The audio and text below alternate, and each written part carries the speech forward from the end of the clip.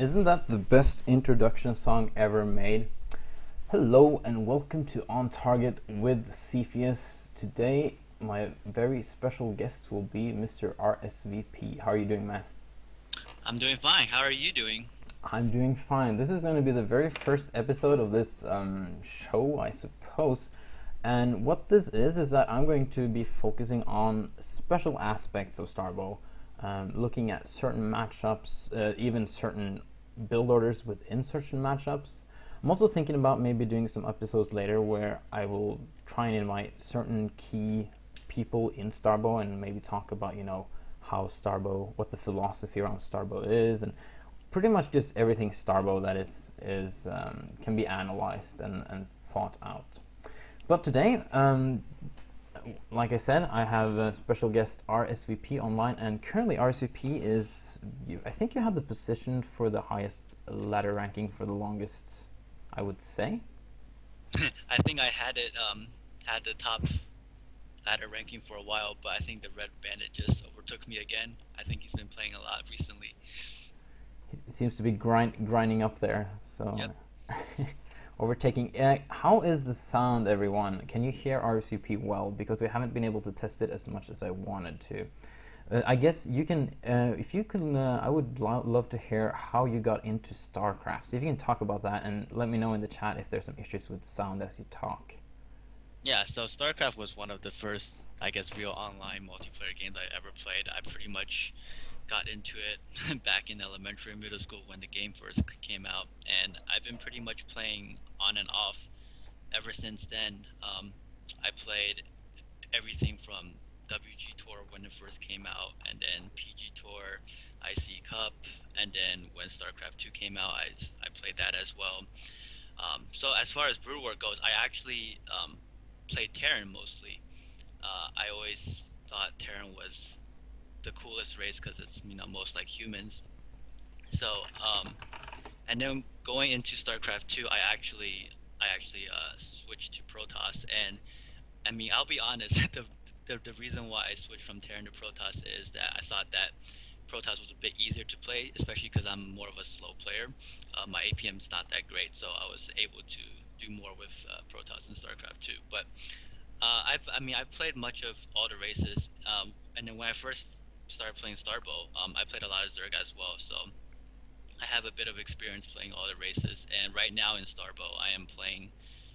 I'm kind of race picking. I'm playing Protoss versus Zerg and Zerg versus Protoss to avoid the mirror matchups. And it's not that I don't really like them, or it's not that I don't really like the mirror matchups. I just want to try different races and play them from different perspectives, and also Protoss versus Terran. That's So yeah. That's actually really interesting because from a design perspective, it's always good to have players who try all the different matchups. You can get like tunnel vision if you only play, like, I almost exclusively play Zerg, and I know every time we discuss balance, I'm so Zerg favored in all my arguments. Yep. So that's really good. Now you played for Complexity Gaming for a short while, is that right? Yeah. Well, it was actually about a year. Oh, okay.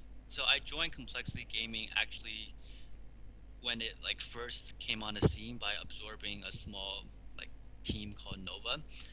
That's when I first joined Complexity, and after I joined, it kind of grew bigger, and then at that point, I guess I started to take a break from StarCraft, so I quit the team after a year. But I was on the team for a year, and it was great experience. I went to a lot of MLGs. I competed in lots of tournaments. Yeah, so it was fun. Great. Yeah, that's awesome. What kind of got you into Starbow? Because you have been playing quite a bit of Starbow on the ladder, at least.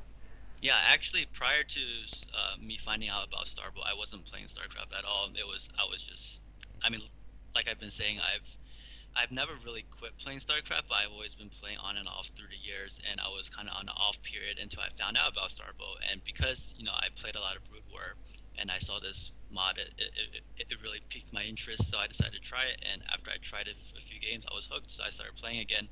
And right now, I'm pretty much playing only Starbow and not really much of just regular StarCraft 2. And I mean, the reason I found out about it is, although I hadn't been playing StarCraft 2, I still frequent Team Liquid and the StarCraft Reddit, and that's where I found out about it.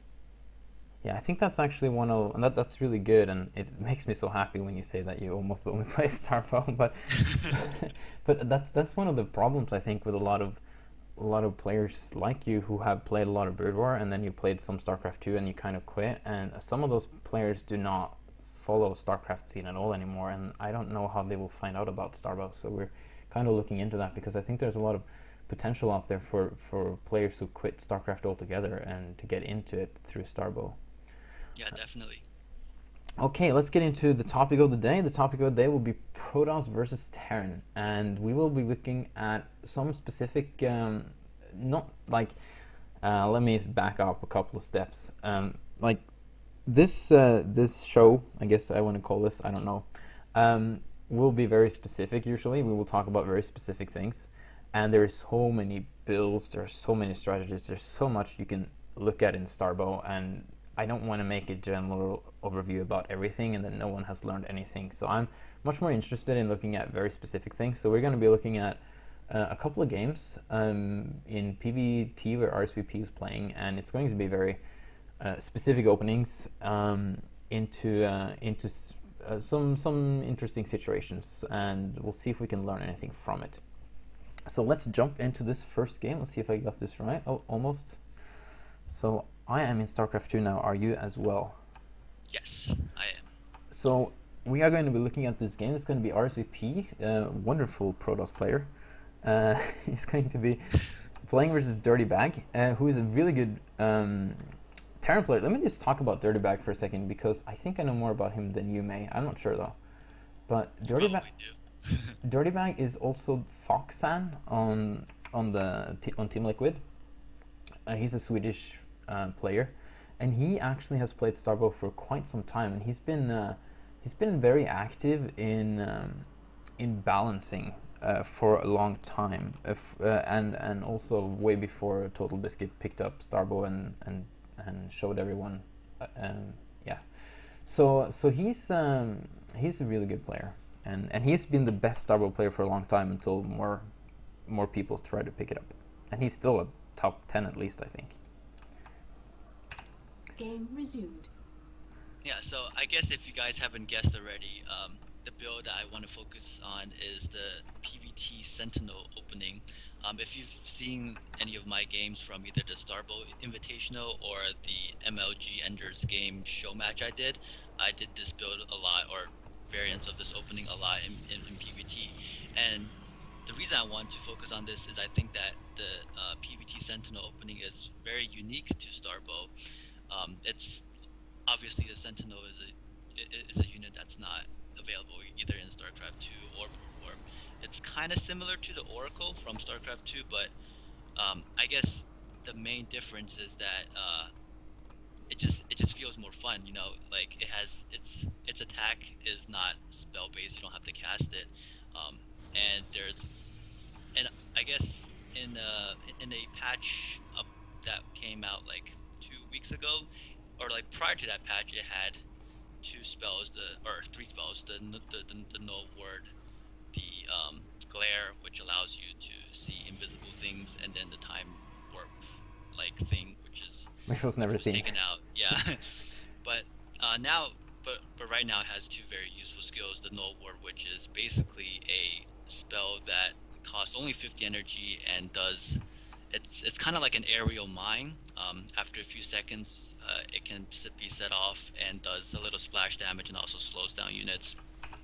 So I really like this. You can just keep playing. I was just going to ask you about something real quick.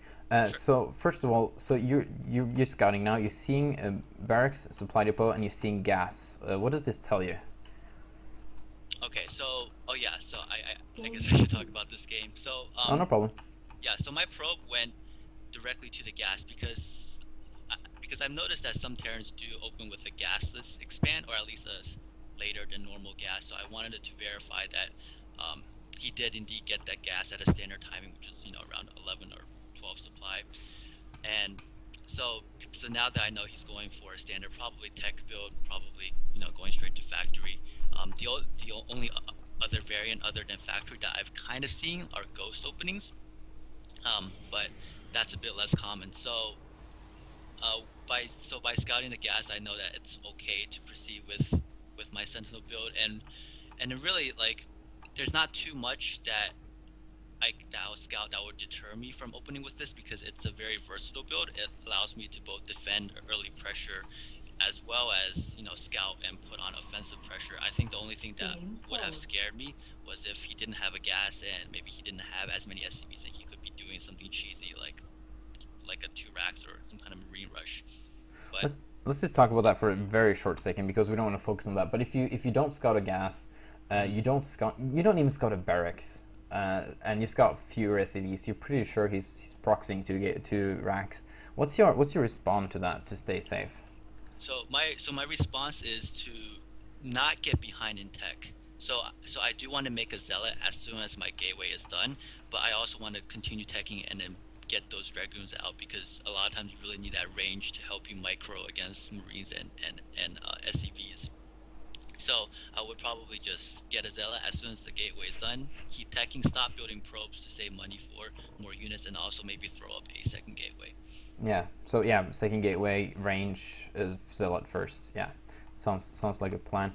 Now, I see you're trying to be cute and hide the Stargate, and we're not going to look too closely into that, I think, right now. But I have another question. That's why I paused the game right now. So you get a pylon on 7 or 8 or something like that. You get a gateway. You get a cyber core. You get gas before cyber core probably, and you get Stargate at some reasonable timing. We're not going to be too detailed about the exact timings of these things, I think, but because it's not that difficult to figure out, I think. But why do you open the Sentinel? If you understand my question. So I kind of was touching on this before. I want to go for an early Sentinel because I think it's both good for defending any early pressure as well as being able to harass yourself and scout the entire Terran base with an early air unit. So you defend the early pressure with defensive null wards then, and with some ground army, of course, to back it up. Yep. I mean, most of Terran early aggressive options are factory units, which are vultures and tanks, and they don't shoot up. So basically, the only thing you have to worry about are marines, and usually they don't come in a large enough number to really threaten your sentinels. So they work very well defensively against early pressure. I see you're also getting. Let's look at this for a second. You get a Nexus around 20 supply. You're getting a Nexus after about the same time the Stargate finishes. Is that normal for you? Yeah. So the order between your first 3 big, I guess, investments, which is the Dragoon, the Stargate, and the Nexus, can actually be quite interchangeable depending on how you want to do it.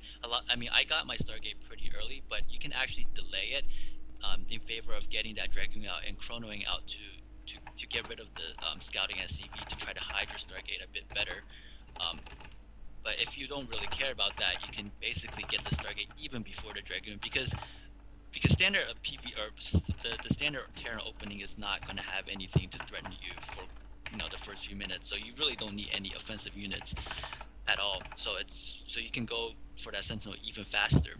And then the choice you have between the Nexus timing is basically how offensive you want to be compared to basically how economic you want to play the game. So if you want to play a little safer and just get that Nexus down, it's actually not dangerous at all. It just means that you're going to get your Sentinel out a bit slower and be able to start your harass a bit later. Okay, so if we look at the Terran space, he is getting a command center. He's actually getting Marauders, which is interesting. That's kind of unusual, I think. And he's getting a Goliath right away because he did scout that Stargate very early. So he's pretty much directly responding to your build. Game resumed. Yep, well, so he's trying to respond. I don't know if it's a proper response, but you can comment on that, I guess. Yeah, so to defend against Sentinels, you really have, you have 3 options. One is to make a lot of Marines, but I think he might have scouted that too late and wasn't planning on doing that. So then the other 2 options are either Goliath or a Stargate for Vikings. And because he's opting to expand fast and he doesn't have that starport, then the Goliath is pretty much his best option for defending against the Sentinel. Yeah, that makes sense actually. And then I actually like the addition of the Marauder because the Goliaths are not that good versus Dragoons. So he's actually preparing quite well for this. So Yep, here, and Game pause. yeah, sorry. and again, I mean, I've played Dirty Bag several times. I mean, he knows that I like to open Sentinel. So even if he had not scouted the Sentinel, I think he would have been prepared with some sort of It's early anti-air as well. the bane of Starbow Ladder, we're not enough players, so we can start to metagame each other. So yeah, I'm gonna. Sorry, it's probably obnoxious that I'm pausing all the time. I'm just so curious about these things. So he's actually It's good. Yep. he's actually getting Goliath range as well. So what you've seen so far? Let me just look at your So you've seen his expansion. You've seen the Marauder and the Goliath. And what kind of I remember I was watching this game, and what I was kind of curious about is that you've seen the Goliath already, and you're still pumping up more Sentinels. Like I was just thinking in my head, you could have just added more gateways and forgot about Sentinels because you saw the Goliath already, but you're choosing to stay on the Sentinels. Please explain. Yeah. So Goliath, while they're good against, I guess, defending against air, Sentinels are extremely mobile, and you can still obtain quite a bit of map control with the Sentinels. If he decides to push out early with some kind of attack, I can just backstab him with my Sentinels, cause some damage, and then be able to come back and then help defend with my Dragoons. So I decided to continue making Sentinels just because it just gives me, like more, or I guess the other thing is that, Goliaths, they're ground units versus Sentinels, which are fast air units, and you can still do quite a bit of harass. So like right now, I have two Sentinels, one is in his main, one is in his natural. And although he's doing a good job keeping one Goliath in his main and one Goliath in his natural, not all players might be prepared. They may, just defend one base, allowing you to, be able to harass the other. Yeah. What type of damage are you looking at? What would you say? Could you make 3 or 4 Sentinels fly around, be a little bit annoying, and not do any damage, and still call it successful, or do you have to do a certain number of damage for this to build to work? Well, so because I actually expanded quite early, I basically got my natural down even before the Terran, so Yeah. I do not have to do damage for this to be successful. What I think is the most important thing is to keep all your Sentinels alive. You want to keep them alive to be able to continue your harass throughout the game, to continue scouting, and to kind of keep him on his toes. Because if he kills the Sentinels, then he knows he doesn't have to leave troops in his main. He may not have to feel like he needs to build turrets or have any other defensive measures. So just keeping those Sentinels alive and just continue to scout him and kind of get information, whether it's if he's going for some kind of 2-base timing or trying to go for a third. I think that's very important. I also see, this is quite interesting, you're putting out an early third. Well, it's not that interesting, it's actually quite normal versus Terran. But and you're if we look at the army supply real quick, because yeah, okay, I thought he had way more army than you, but he only has slightly more, just because the Sentinels don't count for as much army. But I kind of get the feeling when I'm watching this and you're talking, I really get the feeling that we're watching a Zerg versus Terran, and you're going Mutalisks and you're being Zerg, if you see what I'm saying. It's kind of has the same objective, especially if it's a 3-hatch Muta. You don't have to do much damage, you just have to keep him in his base while you expand in tech. And I guess it's the same philosophy here. We just keep making, is 3, 4 Sentinels, you would say, the good number? Yep. Yeah, 3 or 4 Sentinels. And when you're done with 3 or 4 Sentinels, I see you're taking a third, you're adding a Robo. You're going to add some more gateways soon, I think, as well. And get a Forge, get a Twilight Council, I guess. You can just correct me if I'm wrong here. Yeah, so right now, because I had those Sentinels on the map, I know exactly what he's doing. I know I'm safe to continue my teching and expanding. So right now, that's exactly what I'm doing. I don't have to pump out units and get and throw up 5 gateways immediately, because I know exactly what he has, and he's not threatening my base right now. And so PVT in Starbow and also Brood War, as far as bases go, as Protoss, you kind of want to stay 1 base ahead of Terran at all times, as just a general rule of thumb. So that's why I took my third right now, to try to stay 1 base ahead of him. I also like the fact that when you have the Sentinels flying around all the time, you pretty much... okay, Null Ward's gonna scout if he's moving out, that one Null Ward at least. And I guess that's the main purpose of that Null Ward. Slow down his push and check when it's coming. Yep. And you also have a pretty good vision if he's actually gonna go for some kind of drop play or something. So you don't have to worry too much about your army positioning, I suppose. Yeah, that's correct. So you're bringing down dragoons. You're afraid it's going to push out. You want to hold it for as long as possible.